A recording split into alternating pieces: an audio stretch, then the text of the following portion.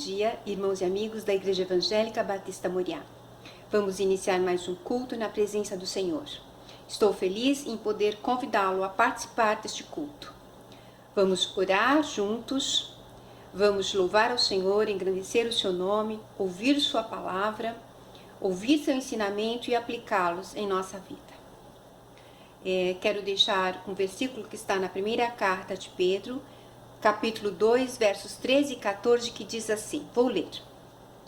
Por causa do Senhor, sujeitem-se a toda a autoridade constituída entre os homens, seja ao rei como autoridade suprema, seja aos governantes como por ele enviados, para punir os que praticam o mal e honrar os que praticam o bem. Então, com esta palavra, eu aproveito para fazer uma convocação. Convido você a participar de uma reunião de liderança que acontecerá sexta-feira, dia 27 de maio, às 20 horas, na Igreja Evangélica Batista Moriá.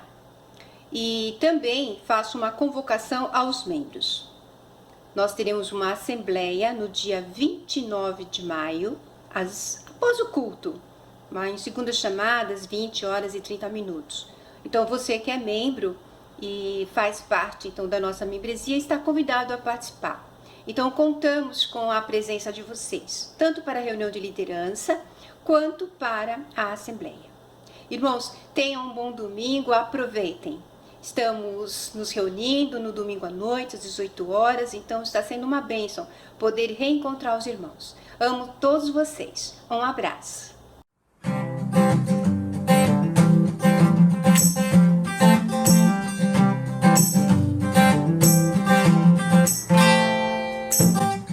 Sobre toda a terra tu és o rei, sobre as montanhas e o pôr do sol. Uma coisa só, meu desejo é vem reinar em mim, Senhor.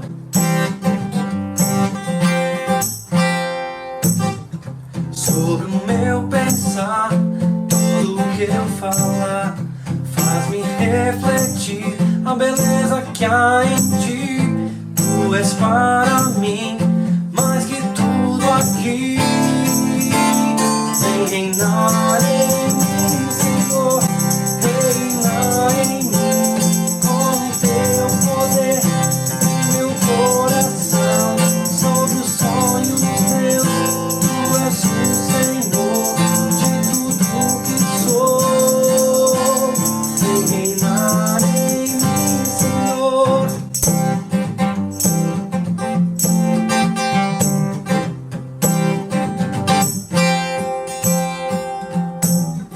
Sobre o meu pensar, tudo que eu falar, faz-me refletir a beleza que há em ti. Tu és para mim mais que tudo aqui. Vem reinar em mim, Senhor. Reinar em mim com o teu poder e meu coração. Sobre os sonhos meus, tu és o Senhor de tudo que sou. Reinar em mim, Senhor. Reinar em mim com o teu poder e meu coração. Sobre os sonhos meus, tu és o Senhor de tudo que sou. Reinar em mim, Senhor.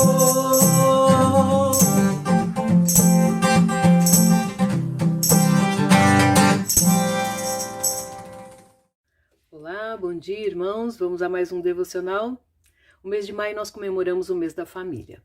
E nós sabemos que não existe família perfeita, não existe relacionamentos perfeitos, mas que todo relacionamento precisa de investimento e de renúncia.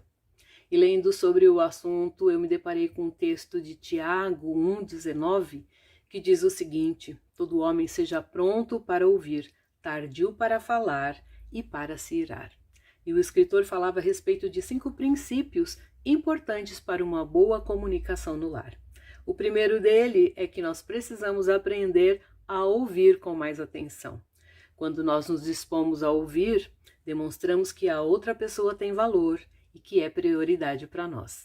O segundo é que nós precisamos aprender a falar com mais amor. Efésios 4,15. A harmonia depende da capacidade de falar a coisa certa, na hora certa, da maneira certa, com a pessoa certa e a motivação certa. A maneira que se diz é tão importante quanto aquilo que se fala. A terceira é que precisamos aprender a elogiar com mais generosidade. Cantares de Salomão 4,7. Um elogio sincero é bálsamo para a água, para a alma e tônico para o coração. É preciso um ambiente onde as pessoas se sintam valorizadas. Ele também diz que nós precisamos aprender a perdoar com mais compaixão. Colossenses 3,13. Todos nós decepcionamos e somos decepcionados. As pessoas têm a capacidade de nos ferir. Então, por isso, nós precisamos aprender a perdoar, como Deus em Cristo nos perdoou. E também diz que nós precisamos aprender a cultivar um relacionamento de intimidade com Deus. Eclesiastes 4,12. O casamento deve ser esse cordão de 3 dobras, aonde a parte mais forte é Deus, e é aquele que une as outras duas partes. Então, a maior necessidade de uma família é a presença de Deus. Vamos orar? Nosso Deus e Pai, louvado e engrandecido seja o teu nome. Te agradecemos por mais esse dia de vida, te agradecemos pelas nossas famílias. E pedimos, Senhor, que nos ajude. Nos ajude, Senhor, a ouvir com mais atenção, a falar com mais amor. Nos ajude a elogiar, nos ajude a perdoar com mais compaixão e, acima de tudo, colocar o Senhor como sempre o centro da nossa família, o centro do nosso relacionamento. Aceita a gratidão do nosso coração e o pedido de perdão pelos nossos pecados em nome de Jesus. Amém. Amém. Um bom dia a todos nós. Santo, Santo é o Senhor, de glória encherás toda a terra. Glória e honra te darão povos de todas as nações. Sobre nós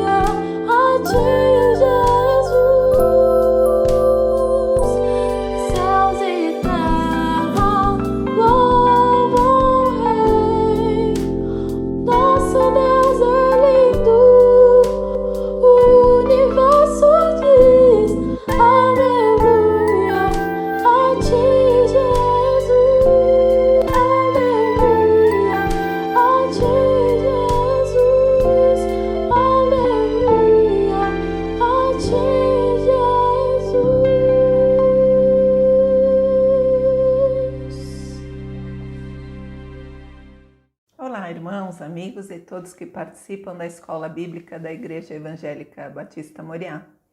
É gostoso quando juntos podemos relembrar histórias bíblicas e aprender com os personagens bíblicos. O personagem de hoje é o rei Saul. E é interessante como os personagens bíblicos despertam nossa atenção. Algumas vezes despertam admiração, outras vezes indignação, outras entusiasmo, decepção, agrado e desagrado. Muitos são os sentimentos que afloram a cada personagem bíblico. Mas é claro que gostamos de nos identificar com aqueles que assumem um comportamento, uma postura digna diante de Deus. E raras vezes admitimos que já fomos como Marta, que com a desculpa de sermos proativos, trocamos a intimidade com Deus pelo trabalho, ou que já fomos como os fariseus, ao tentar tirar o cisco do olho do nosso irmão, enquanto não ligávamos para a trave que havia em nossos olhos, ou quando tivemos as mãos cheias de pedras, ao julgarmos o próximo, e por aí vai. A lista é grande. Mas é importante termos consciência de que todo personagem bíblico tem um propósito no coração de Deus, que é mesmo de despertar a nossa atenção para quebrantamento e arrependimento. Seja para revermos a forma pecaminosa como vivemos, ou seja para vigiar e orar para que a gente não caia nas mesmas tentações e pecados dos personagens relatados na Bíblia. E com o rei Saul não é diferente. Algumas pessoas vão repudiá-lo e outras vão se identificar vez ou outra em algum momento, o que é difícil de admitir. Vamos saber um pouquinho da vida de Saul. Mas para entendermos a vida de Saul, como ele aparece na Bíblia, precisamos começar pelo povo de Israel. Depois que Josué levou o povo a tomar posse da terra prometida, por um período o povo foi fiel e andou nos caminhos do Senhor. Mas como Josué não preparou um líder, um sucessor, após a sua morte, o povo se desviou dos caminhos e desandou um pouco. Os inimigos do povo de Israel tornaram a vida dos israelitas muito difícil. Então, o povo clamou a Deus. E Deus, por sua misericórdia, levantou os juízes para liderá-los e para ajudá-los. Mas a cada morte de um juiz, o povo se perdia, se corrompia, se afastava, como num círculo vicioso. Os israelitas suplicavam a Deus que o ajudasse. Deus levantava um juiz. Com o tempo os israelitas desobedeciam a Deus. Deus permitia que os inimigos dificultassem a vida deles. E isso se repetia muitas vezes. E foi assim até o período em que o juiz era Samuel. Samuel foi o último juiz, assim também como era profeta. E o povo de Israel chegou até ele, Samuel, e disse que ele já estava velho e que os seus filhos não poderiam sucedê-lo, pois não seguiam os caminhos do pai. Muito pelo contrário, eram gananciosos, aceitavam suborno e pervertiam a justiça. E que eles, o povo de Israel, queriam um rei, assim como as outras nações tinham. Como se dissessem: queremos ser iguais a todo mundo e queremos ter o que eles têm. Não entendiam que eles eram uma nação santa, um povo eleito, povo exclusivo de Deus, e agiram como se menosprezassem este privilégio. Eles, o povo de Deus, deveriam ser luz para as nações e não ser o mais do mesmo, não serem influenciados, mas deveriam serem boa influência. O povo de Israel pediu um rei que os governasse. Hoje em dia, como nação santa, povo eleito, não temos que dizer a Deus: Senhor, coloca este ou aquele na presidência, ou fazer arminha em redes sociais, ou fazer a letra L. Mas o povo de Deus, essa nação santa, deveria unir as mãos em oração e pedir a Deus que, indiferente de quem governe o nosso país, que seja o próprio Deus a reinar e governar as nossas vidas. Samuel, entristecido e indignado, procurou a Deus, buscando orientação. E Deus disse a Samuel que fizesse o que o povo estava pedindo, que lhes desse um rei e que não ficasse ofendido, pois o povo não o estava rejeitando, mas sim rejeitavam o próprio Deus.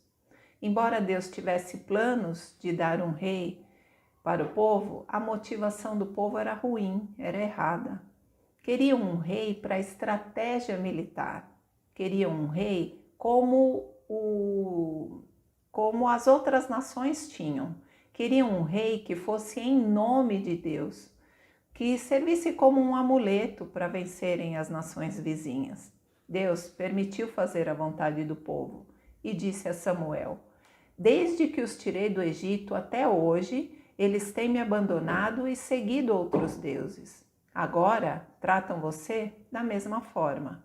Faça o que eles pedem e advirta-os solenemente a respeito de como o rei os governará, pois lamentarão por causa deste rei que agora pedem, e eu não lhes darei ouvidos. Mas o povo se recusou a ouvir a advertência de Samuel, e mesmo assim o povo disse: queremos um rei. Então Saul aparece na história. A Bíblia conta que Saul era filho de Quis, da tribo de Benjamim. Era um jovem bonito e alto, tão alto que as outras pessoas batiam em seus ombros. Um dia, as jumentas de Quis, pai de Saul, se desgarraram, fugiram e se perderam. Quis pediu para Saul chamar um dos seus empregados e irem juntos procurarem as jumentas perdidas. E eles foram por todas as regiões vizinhas, porém não acharam as jumentas.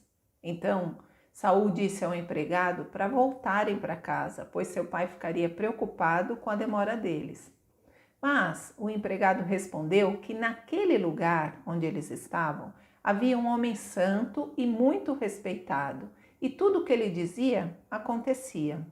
Assim foram até Samuel. Quando se encontraram, Samuel disse a Saul que já o estava esperando, pois o Senhor disse que ele viria, e que as jumentas de seu pai já haviam sido encontradas, e que ele, Samuel, o ungiria rei de Israel. E assim aconteceu. Samuel ungiu Saul rei e o orientou conforme o mando de Deus. Logo, Saul se mostrou um líder e guerreiro. Começou seu reinado com o Espírito de Deus se apossando dele e profetizando, depois de ter o coração mudado pelo próprio Deus. Vocês podem conferir o que eu estou dizendo lendo o primeiro livro de Samuel, no capítulo 10. Com humildade e submissão a Deus, Saul lutou contra vários inimigos do povo de Deus. Israel conquistou várias vitórias sob o reinado de Saul. Mas Saul, em meio ao poder, foi se corrompendo. E seus erros foram suficientemente graves para mancharem drasticamente seu governo. Vou relatar alguns desses erros de Saul. Saul, em sua impaciência, agiu com precipitação e apoderou-se do ofício sacerdotal, e antes da batalha contra os filisteus, ofereceu o sacrifício em Gilgal, antes da chegada de Samuel, sabendo que somente o sacerdote tinha autorização para oferecer sacrifícios a Deus. Um outro erro: desprezou a ordem de Deus para destruir tudo e todos dos amalequitas, e acabou poupando Agag e o melhor dos animais, com o argumento de sacrificar o melhor dos animais para Deus, mesmo sabendo que o Senhor se agrada mais de obediência do que de sacrifícios. Outro erro: procurou a ajuda de uma feiticeira, necromante, isto é, que consultava os mortos, mesmo sabendo que essa prática era condenada por Deus. Mais um erro? Saul, ao contrário de Davi, que tinha o desejo de construir um altar para o Senhor, ou como Abraão, que onde quer que ia, levantava um altar para adorar a Deus, Saul construiu um monumento de si mesmo, em sua própria homenagem, demonstrando extrema soberba e orgulho. Mais um erro? Responsabilizou o povo e tentou auto-justificar-se, lançando sobre os outros o motivo do seu pecado. E também, tomado de ira, ordenou Doeg que matasse 85 sacerdotes do Senhor. A saber, que podemos ficar irados, mas não devemos pecar. O final de Saul foi trágico, pois ele foi se afastando mais e mais de Deus. Alguns historiadores consideram a possibilidade de Saul ter adoecido mentalmente com episódios esquizofrênicos, pois a Bíblia diz que um espírito maligno da parte de Deus o atormentava. Eu sei, vocês ficaram intrigados. Eu também. Um espírito maligno da parte de Deus? Eu fui pesquisar. Alguns comentaristas disseram que por Saul se afastar de Deus, se esvaziou do espírito, privando-se das características do espírito. E com a permissão de Deus, pode ser atormentado pelo inimigo, usufruindo das obras da carne, como ciúmes, inveja, ódio, revelando a maldade de sua própria carne. Então, não era uma possessão demoníaca, mas um estado de espírito mau, atormentado, de tormento. Sem a presença de Deus em nossas vidas, não sobra nada de bom. E quando não há o reinado de Deus em nós, sabemos quem é o rei deste mundo, pois a Bíblia diz que o mundo jaz no maligno. E todas as vezes que Saul surtava, Davi era chamado para tocar harpa para acalmá-lo. E se coubesse uma alegoria aqui, eu diria que a presença de algumas pessoas em nossas vidas é como o som calmante de uma harpa. Isto é, a presença de Deus na vida daquela pessoa traz paz, acalma. Enfim, no Monte Gilboa, Saul e seus 3 filhos morreram, pois, temendo ser capturado pelo exército inimigo, suicidou-se, lançando-se sobre sua própria espada. Depois de lembrarmos um pouquinho do reinado de Saul, vamos às lições que aprendemos com os erros dele. Primeira lição, aprendemos que a desobediência a Deus traz consequências. O texto se encontra no primeiro livro de Samuel 15. Samuel, porém, respondeu: acaso tem o Senhor tanto prazer em holocaustos e em sacrifícios, quanto em que se obedeça a sua palavra? A obediência é melhor do que o sacrifício, e a submissão é melhor do que a gordura de carneiros, pois a rebeldia é como o pecado da feitiçaria e a arrogância como o mal da idolatria. Assim como você rejeitou a palavra do Senhor, ele o rejeitou como rei. Estas foram as palavras de Deus através de Samuel para Saul. O castigo da desobediência é a morte e a separação de Deus. A desobediência é a perda do temor a Deus.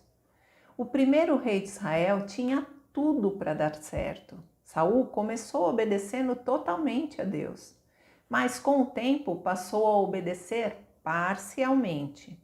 E a seguir passou a ser movido e orientado por seus próprios desejos e vontades.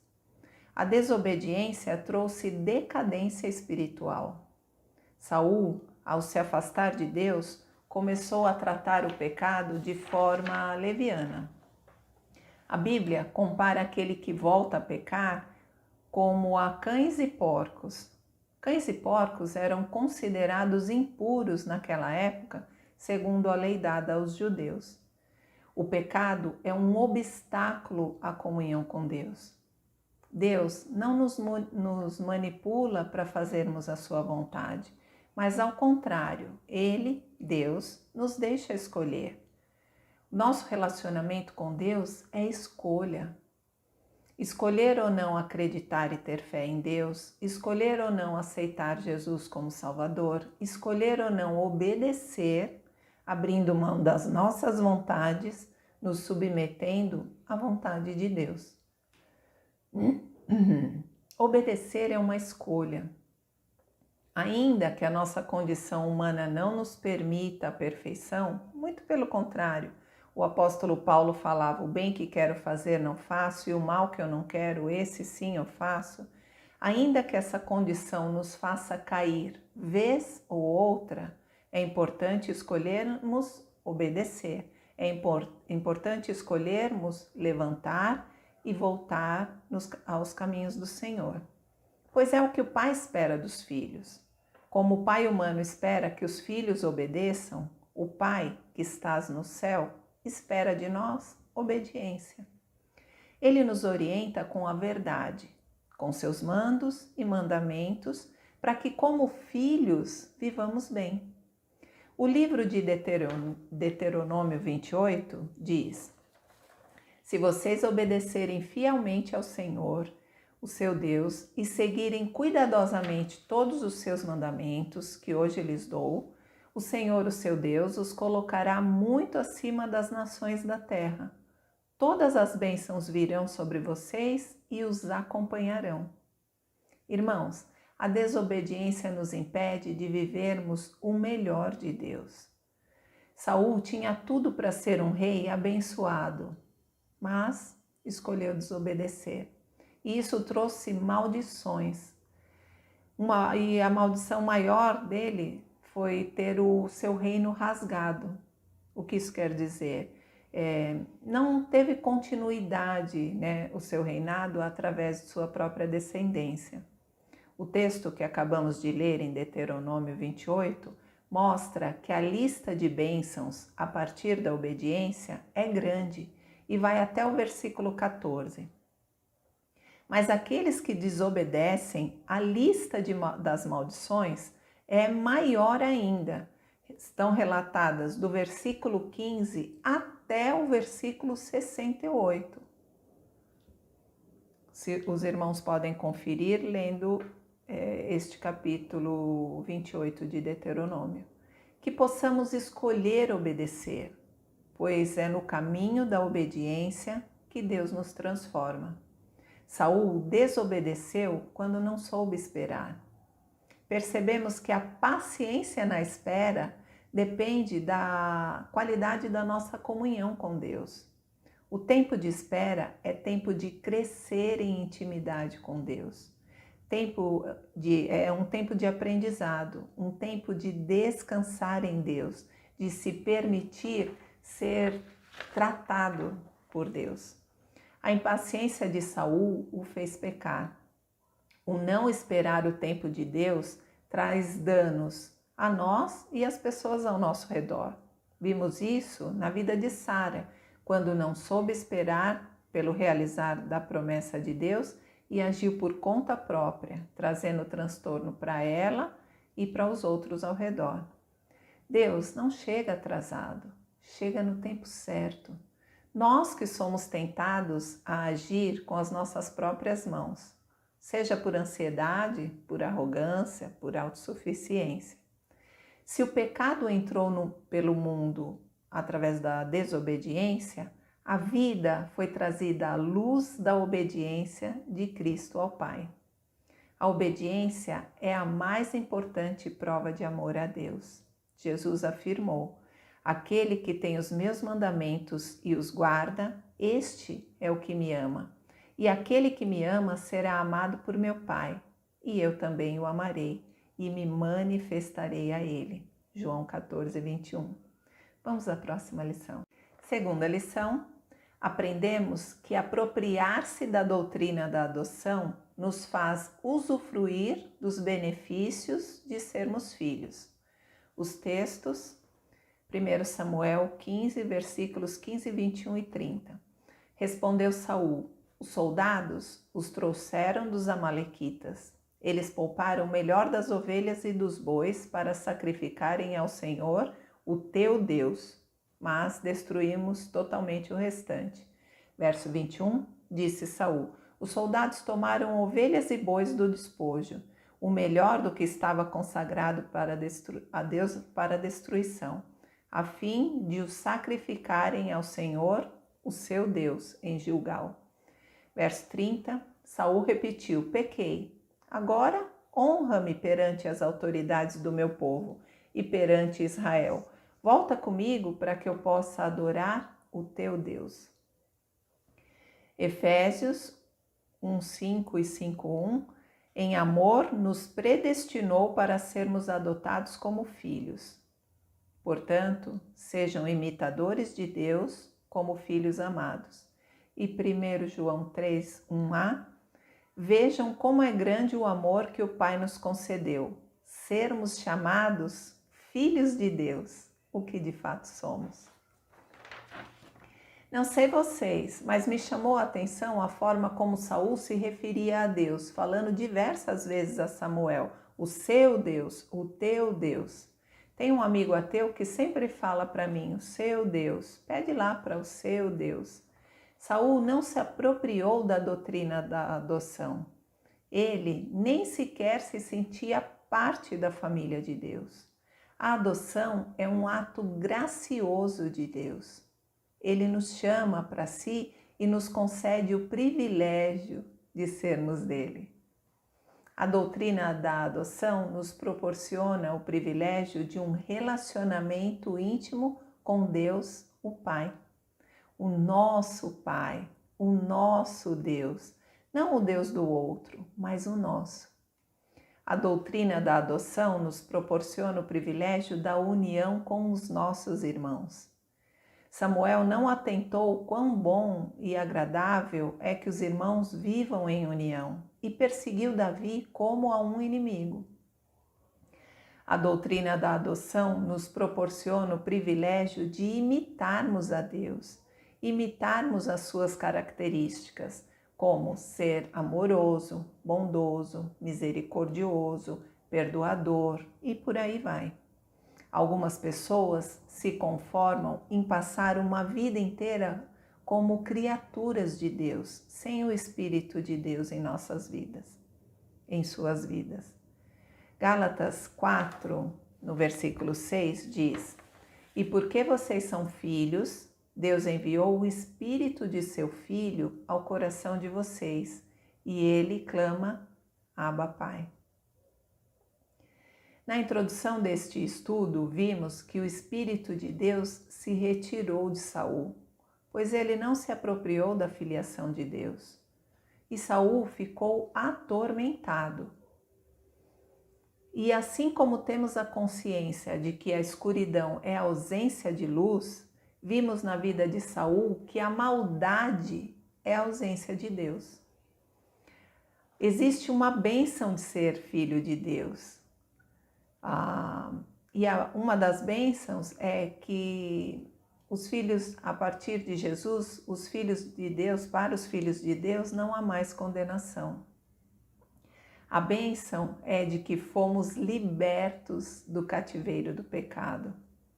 É preciso saber quem somos. Somos povo escolhido de Deus, com pleno acesso ao Pai.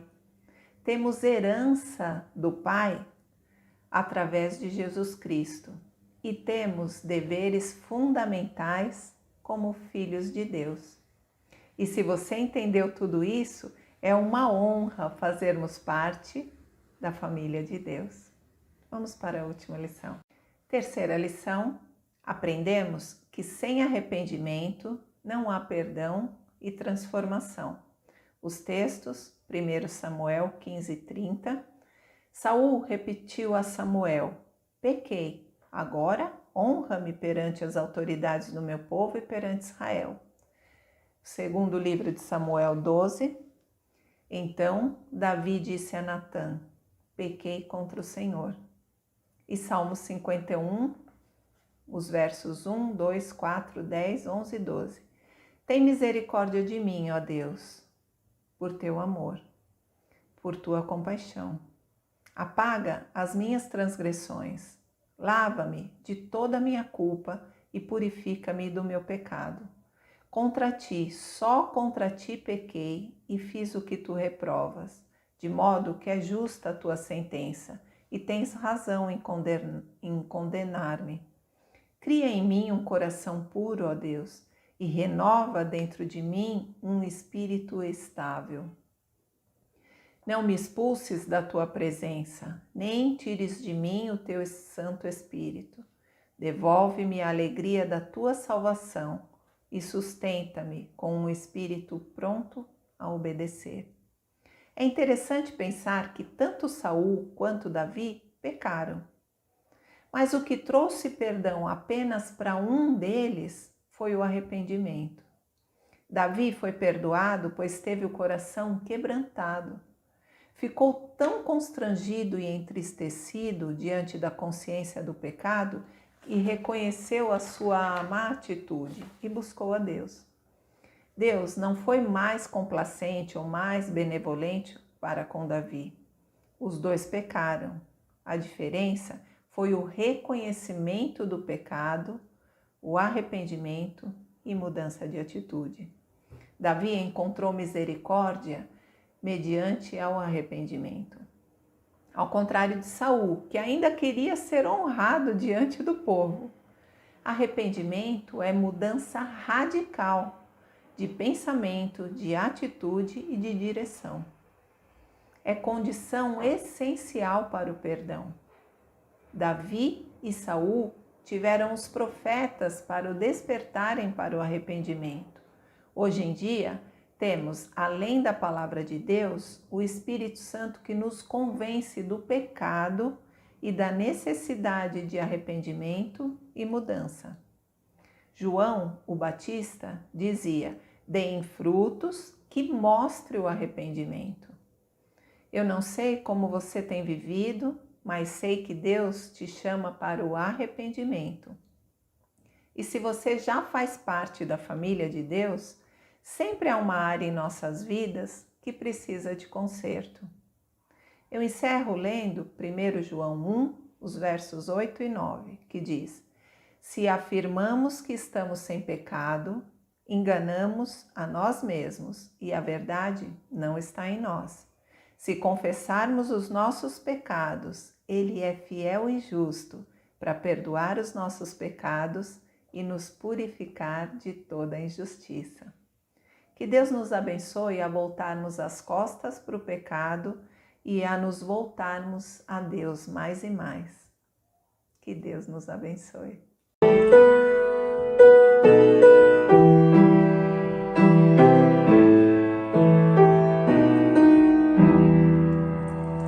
Eu sou